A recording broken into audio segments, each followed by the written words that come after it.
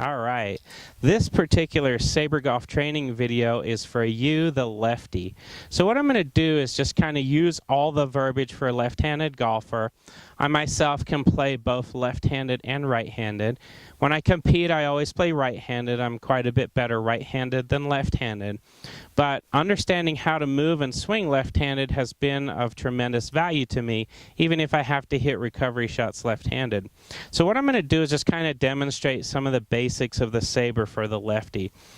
It's exactly the same for righty or lefty when you work on your spin. What really helps is symmetry. If you can really get your mind wrapped around this idea that as you do the spin move with the Saber, you can hear that reciprocating ball drop down into position. And as you do this, your weight is staying 50-50 right between both feet. That allows your hips and your pelvis to actually load up properly in both directions. So, as a lefty, what you're going to do after you do some spins is you're going to take the heavy end and work on your swing. And you're just going to go back swing, follow through, back, through, spinning your body, swishing your arms.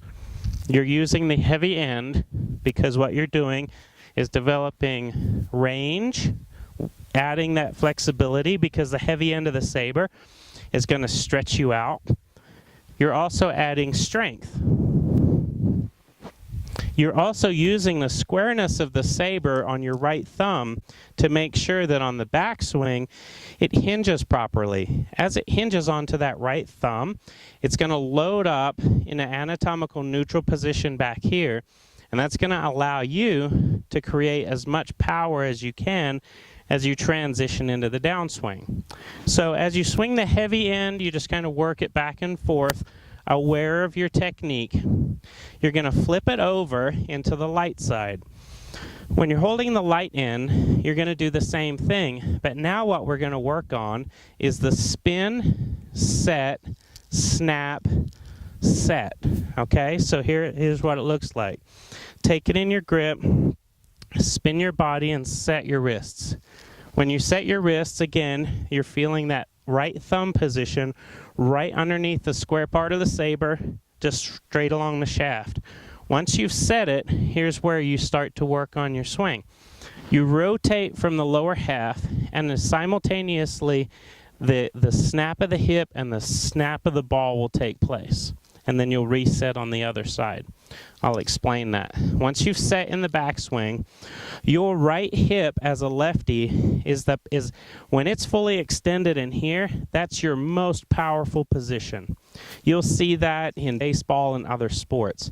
The second that right hip is extended backwards this way, that right leg is straighter, that's when the ball snaps to the bottom, and then you reset back over here. You can do the same thing backwards, just to kind of get you in that backswing position. So right thumb back here, fully turned in the hips, driving with the hips, rotating or spinning. As you spin, you get to this point where your hip pops back.